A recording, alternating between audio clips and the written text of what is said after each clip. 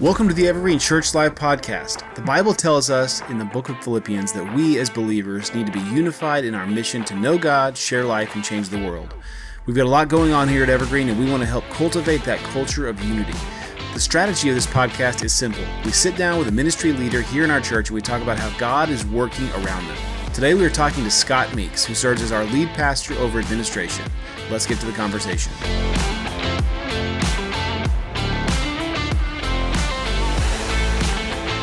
So we're here with Pastor Scott Meeks. He's the lead pastor over administration. Scott, appreciate you being here. Thank you very much. Glad to do it. Yeah. So we're kind of exploring different church leaders, different pastors, and how they work here at the church and how they invested here. And we've lovingly described this as our version of the magic school bus, where we're going down into the body and kind of taking a tour of different systems and how different ministry leaders work in the church and how they interact with the church and how they impact what we do on a day-to-day basis. So give us kind of an understanding. If a layperson was to sit down and you were going to tell them what exactly it is that you do, what does it mean to be the lead pastor over administration? Okay, well, first of all, one of my primary purposes is like all the pastors, and that is to free Michael up from the day-to-day running of the church so that he can focus on preparing to preach and teach the word, which is his primary calling. So we take care, just like you guys do, we take care of the oversight of various ministries and administration and functioning of the church. And though Michael always has a hand in it and his eyes are always on it, he doesn't have to manage the details. So this is still a newer structure for us. We're kind of figuring things out as we go, as we've multiplied. And so while different leaders focus on different areas of ministry, part of my charge is to view it from, say, a higher altitude and see how it all works together, how all the different ministry areas are functioning together alongside each other, but then intertwined. So that's focusing on things like ministry direction according to the yearly theme that Michael has given us as a church, looking at things like finances and resources, and my part in administration is to try to help all those things be available for the rest of the team that focuses on the specific ministry areas. And it's every ministry, every organization, everything needs somebody focusing on the, for lack of a better word, mundane, the administration of stuff. Fortunately, I like doing that. So it's worked out well. Yeah, because you're over a lot of the technical stuff that allows the rest of us to get our jobs done at all. Yeah, and I take pleasure in that. For years, I was a frontline person, being a worship leader. I was out in front of people all the time. I might miss music, I might miss singing, but I don't feel like I'm missing anything by not being a frontline person. I get enough of that by doing Evergreen 101, where I'm leading that class, but it's not something I feel that I'm missing now. I'm enjoying what I'm doing, helping others. If I can do anything to help us all do our ministry tasks better, bring about cooperation, or when necessary, be a troubleshooter, I enjoy that. Yeah, it's interesting. I read somewhere that wars are won and lost because of logistics. Yes. People don't realize that, soldiers need to eat food. They need bullets to put in their guns. They need cars to drive in and trucks to ride in and all that stuff. So the administrative piece of what we do as a church, to borrow from the spiritual warfare metaphor, you're really like kind of the quartermaster of Evergreen and what we do. I don't know if you ever thought of yourself of that way. No, I guess I'd be one of them because, of course, Jerry Voris paved the way for the last 26 years on the administration side, and he still has very, very much to do with the functioning of the church. I've never thought of the term quartermaster. That's an interesting thought, but wait, look at it. I hadn't thought about it until just now as I was thinking through, because you have a really big job. You got a pretty complicated job. Everything from buying the right tech equipment for our worship spaces to leading our operations team with Daniel Schlegel. There's a lot of stuff that happens in your role. Yeah, so. and I've always been one who likes the details. I am a systems guy to an extent. I'm a plan your work and work your plan kind of guy. And when something breaks down, I can generally find where in the system it is broken down. But I like the details. And Michael is an idea man. He always has been. And while he can do details very, very well, sometimes he says, here's the idea, now just make it happen. And that's a good thing. Yeah. I can enjoy that. Yeah. And for all of us in ministry, I mean, I've worked in a church before where it's just me and another guy, like where you have to wear 100 hats. Yeah. Otherwise it doesn't work at all. And all of us to some capacity could do that. I think the Lord can equip us in that. But one of the benefits we have of our team and the way that the burden of just even the day-to-day is spread out is, like you said, Michael could do it. He has the ability to, but for him, it probably doesn't fill his cup. But you're not going to get burnt out doing the mundane details, as you said, because it's something you actually enjoy. Like all of us have our different skills, and what's cool about the team that we have working together is we know each other well, and the more that we work together, the more we start to learn about ourselves, and we get into the right seat on the bus, as we like to say, and it becomes very fulfilling to do the work that is before us in the season that God has us in. Yeah, the old deal. Do what you love and you don't work a day in your life. Mm-hmm. My wife's grandfather, whom I never met, said, if you can't do what you love, try loving what you do. Mm-hmm. And so we can always find joy in tasks that are a part of something bigger than ourselves. Mm-hmm. But we have to realize the difference too between an ability and a spiritual gift.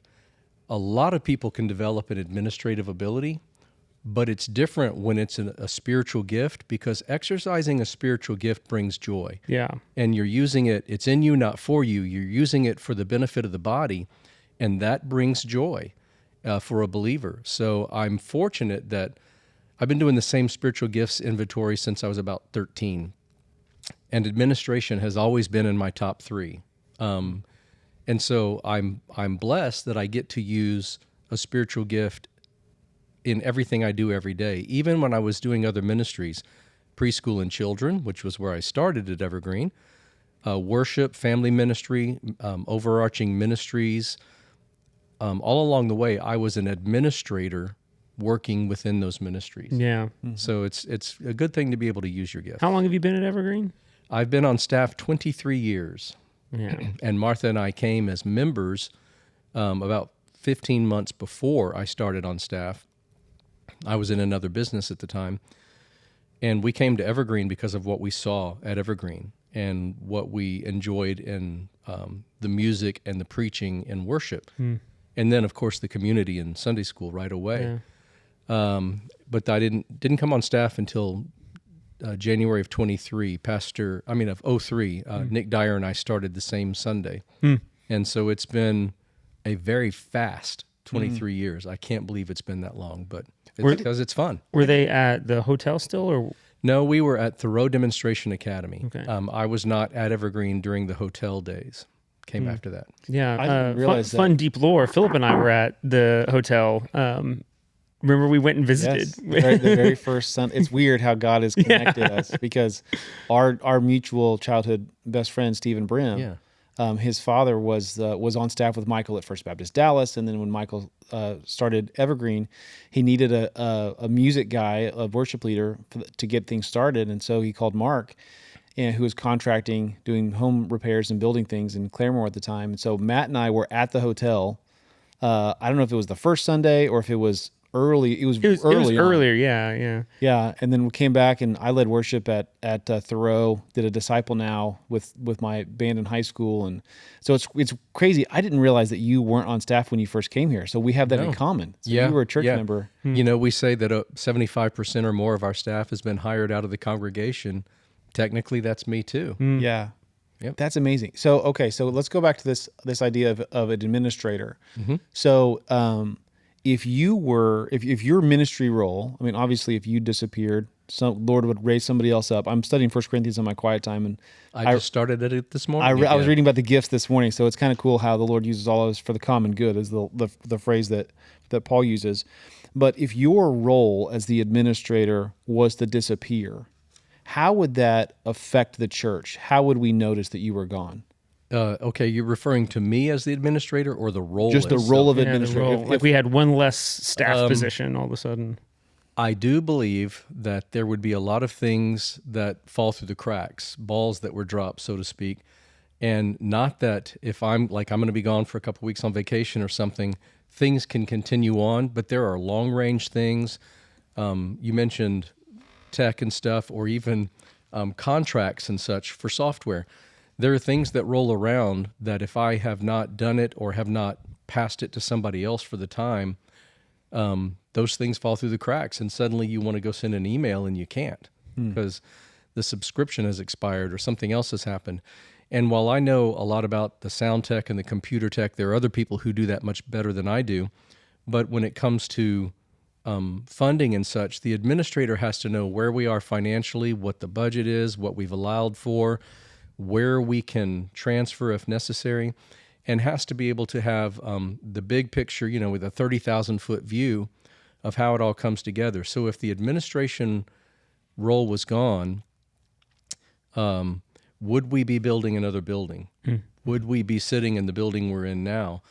Would the church have progressed and moved forward properly without that gift being exercised? Whether it's the position or a person, the gift being exercised within the body is what makes things move forward. And I believe that's why God gives us a variety of gifts to work together for the benefit of the body, because they're all necessary. So I think if the gift of administration or the office of administrator disappeared, a lot of things would just stop. And not that they wouldn't then resume. Somebody could pick it up, but there for a little while at least, everybody's going to stop and look at each other and say, "Didn't you do that? No, I thought you were going to do that, but no, I thought he was going to do that." And it's kind of it's never the pretty face or the outside skin. It's kind of more like the connective tissue in the body. So. Well, like you said, I think you have a nice face, though. yeah. Oh, well, thank you. Thank you. Like you said, though, Michael could do it. Yes. But, every minute that one of us has to spend, on the phone with one of our contractors or tech support or whatever is less time that we have to pour into the body or to do whatever our individual jobs are within the church. And so having your job, that really high level view of making sure that all of the connective tissues, as you said, are actually doing their job, it frees us up to equip the saints for the work of the ministry, which is what we're all about. But even in that, though, with your role, you're still very active with discipling people and all that. So how with your administrative role, how are you still pouring into people in that regard in a one-on-one, smaller group type basis? Well, there are 2 staff members that I meet with one-on-one, basically on a weekly basis. And they are not under me as far as supervision or anything, but I've done what they do. I'm friends with them, and we have a relationship where we talk about ministry, we talk about marriage, we talk about kids, we talk about life, and we just shoot the breeze sometimes, because sometimes you just need to do that. So there's that one-on-one relationship with those 2 guys. Then there are a couple guys that I meet with outside office hours. And I mean, you guys know that no 2 discipleship relationships are the same. And with one guy, he does not need me to teach him how to read the Bible by any means. But we talk about life, and we talk about, I'm much older than he, old enough to be his dad, and we talk about life. Another guy, he is not a new believer, but he's newly re-engaged, let's say. And we're going through a specific curriculum, and he's eating it up, and I'm impressed with him. He's doing very well. So that's an investment of learning to grow spiritually, learning to feed yourself spiritually. And so those are a couple different ways, but I just have to do them when you can meet. Maybe it's a long lunch. We have a lot of freedom at Evergreen within our hours, excuse me, and that is not something to be taken advantage of, but it does give us the freedom to go take an hour and a half lunch if we're discipling somebody, or to come in a little later in the morning because we're having coffee or breakfast with somebody. It's a freedom that we're given as long as we're using it well to invest in others, invest in the kingdom. Sometimes I have conversations with leaders from other churches who say, okay, how do y'all accomplish this and this and this without this traditional thing behind you? I had a conversation today with a leader from England about the same thing. I mean, not by phone, he was here, but getting to talk through how Evergreen structure, which we all know we believe is a very biblical structure, imagine that it works. This biblical structure works and allows us to have freedom and do things well. So you just meet when you have an opportunity. And again, a plan your work your plan kind of guy. I'm not a slave to an agenda, but I do like to have things done in a timely fashion because I don't ever want anybody waiting for me to be able to do their next step of ministry. Yeah. One of the things that I appreciate about you, Scott, is that you're a guy who you're passionate about honoring the Lord with your work, and you do it with excellence. Thank you. And that means that because you do your work well, the rest of us are equipped to do our work. You know, I believe that leadership comes down to removing obstacles and providing resources. I think that you do that really well. Well, thanks. You know, there's this thing about ministry, and Michael is of course at the top of our organization, and then there are those of us leaders directly under him. There's this old thing: the rose smells best at the top, but also the fish stinks from the head down. So if things aren't going well through the staff, people look to the top to see where is it breaking down, why is it not happening. So the more we can do to give Michael the freedom to do his job, and the better those of us at the next level can do ours, the better you guys and everybody else can accomplish their ministries. That feeds back up the chain. Then it goes both directions, because excellence at the at the trenches level of ministry supports and feeds all the way up the chain. It goes both ways.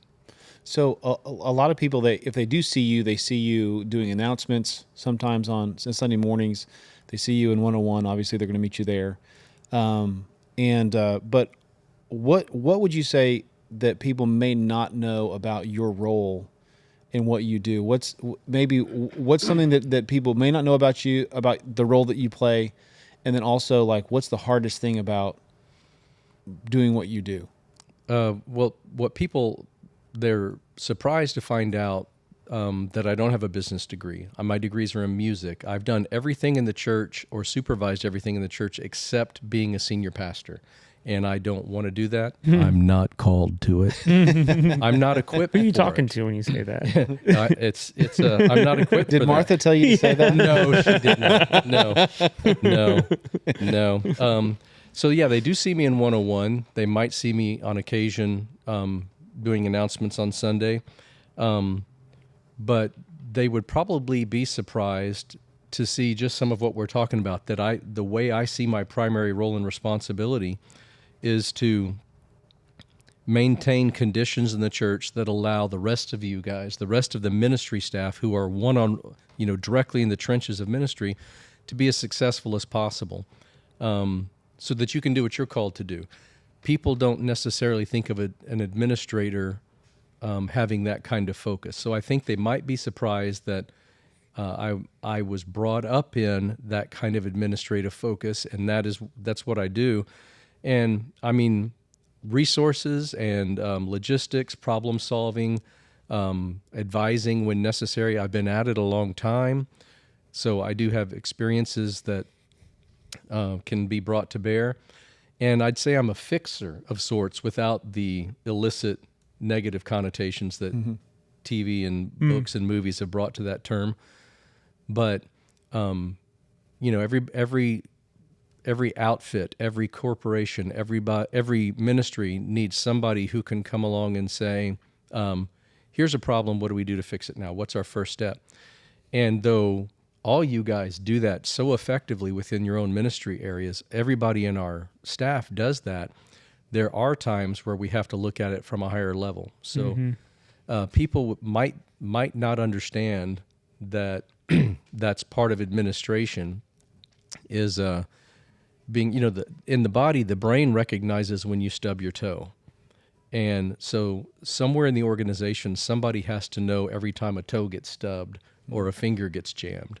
So hopefully I can do that and then come alongside and support and provide solutions. Even as an administrator too, it's not even within the church context, talking about like maybe a negative stereotype. You're not the penny pinching, like we can't do that. Like, if the Lord's, I don't want to be. Yeah, I've never felt that way. You're usually the idea person of, well, He's more solutions driven. yeah, like that seems like a good idea. Let's see if it would actually work. Let's work through it and see what could come out of it before starting with a no. Yeah, I want my default answer.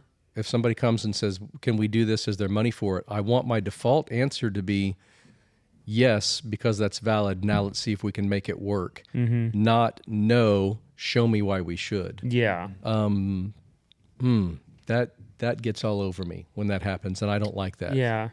Yeah, definitely. I mean, as an administrator, leading, just thinking of like spiritual gifts or the fruit of the Spirit, like leading through faith in that, because we have faith that the Lord pays our bills, and so we have faith if the Lord is putting that on your heart, like He's got the resources for it. Yeah, I love when Michael says, like when we're talking about a building or something, God always pays for what He orders. Yeah. And if God leads us to, this whole master plan on this campus, we're sitting on 50 acres. We have all this square footage under roof. God put that vision in Michael's heart and mind from the beginning, and then has brought people along his side over the years to further that vision. It's God's vision to begin with, and God's not going to say, "Hey, go and do this," and then 20 years later say, never mind. So why would we slow down? Yeah. So our one of our core convictions here, we use they're all put together in what you might call our mission statement: to know God, share life, and change the world. So you're not typically people don't consider administration as like a frontline ministry position. So you're not preaching sermons. You're not in front of people in a classroom most of the time, other than 101. How does that play out in your role as the administrator? What does that mean to know God, share life, and change the world? Yeah, and that's a really good question. And frankly, I had to think this through to see how it plays out. And the concept of knowing God, well, first of all, in 101, the gospel is always presented. And we always give people an opportunity to have conversations or schedule appointments to respond to the gospel. So I look at it as an overarching purpose of our staff and how I help facilitate that as a staff. We all work together. We all put our efforts and our skills and talents and abilities together to make Sundays and Wednesdays happen, because that's when people come to the campus and they are exposed to truth, the word rightly divided, the word being effectively taught. Wednesdays and Sundays, and then special events. So by making sure things are ready for those events, making sure we can open the doors, making sure the lights are going to come on, those are the operation sides of it. But then the funding, the logistics, the personnel, all those things that are important, we make it as easy as possible to have people come in and hear the truth and come to Jesus. So the knowing God part, it doesn't all happen on the campus, of course, but making things readily available. And I don't necessarily like the term, the idea of oiling the machinery, but there's a point at which you just have to do that. Things have to be functioning correctly so that all these things happen. Yeah, it removes distraction. Yeah. Yeah. If most people didn't notice, but Daniel and I noticed the lights in the gallery that would strobe. And so those needed to be replaced, because I remember somebody sitting in there having a discipleship appointment in the gallery saying, "Those lights are going to give me a seizure." Well, that's a distraction to what they're trying to do in the one-on-one. We need to, and so we did everything we could as quickly as we could to get that taken care of. But we want to make a safe place for the kids and the teenagers, because then the parents can be comfortable in, whether it's a life group setting or Sunday school, where they're sharing life and they are pouring into people and they're receiving support that they need. It's they're engaged in community, and if we don't provide safe, secure places and personnel for the children and teens, the parents aren't going to feel comfortable, and that's vitally important. Our family life division, and then also the next gen division, overseeing those areas to make sure that parents can come and sit in a Sunday school class next to somebody like you, and then when there's discussion, they can learn from you, and then when it's prayer time, they can pray with somebody who has walked with the Lord longer than they have. That's important. You mentioned the family life team and what happens in our kids ministry, in our preschool ministry. People don't realize that everybody who works in our preschool and our kids ministry, they have all been background checked, they've been vetted. All of those things are administrative functions. Yeah, I currently still do all the background checks and updates because we've always had the philosophy, because of the sensitivity of the information and the sensitivity if there's any kind of negative report, that we keep that at a higher level. Now, there are ministry leaders who are going to have to find out if there's a problem. And by the way, rarely do we come across any kind of issue. But we perform statewide and nationwide criminal and sex offender database searches. All of those volunteers also view a 30 to 45 minute training video and then take a test after it to help recognize signs that something might not be right for a child. So we do take that very seriously. Plus the cameras we have everywhere that record 24 hours a day. We want people to be safe, but It's a lot of moving parts. it is. Yeah. And it's important though, because there again, if a parent thinks that their child is unsafe in Sunday school or Awana, they can't relax and engage in their own community and their own growth. So it all plays together. I love the concept of it being family, in that we're going to care for each other as family so that we can grow and develop together as family. It's important. So on the changing the world part, of course, we think of that as missions. But the typical American church thinks missions are across the ocean somewhere. And of course, we don't have that philosophy because we look at the Great Commission. So we have an all hands on deck. Even if I'm not going on a trip, I've got to be part of the preparation and the process of the trip somewhere along the way. We support mission efforts in the concentric circles. So we're in our neighborhood, we're in our city, we're in our state, we're in our country, and yes, we're around the world.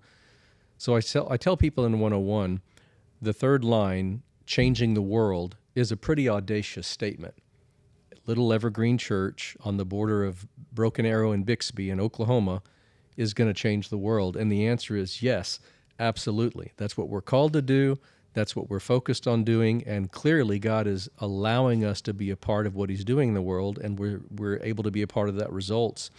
So we're putting all those things together to focus on the goals that God has put before us.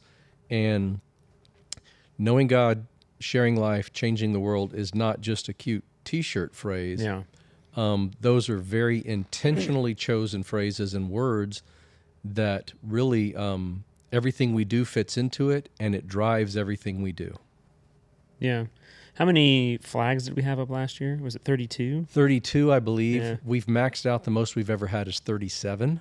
That was just before COVID.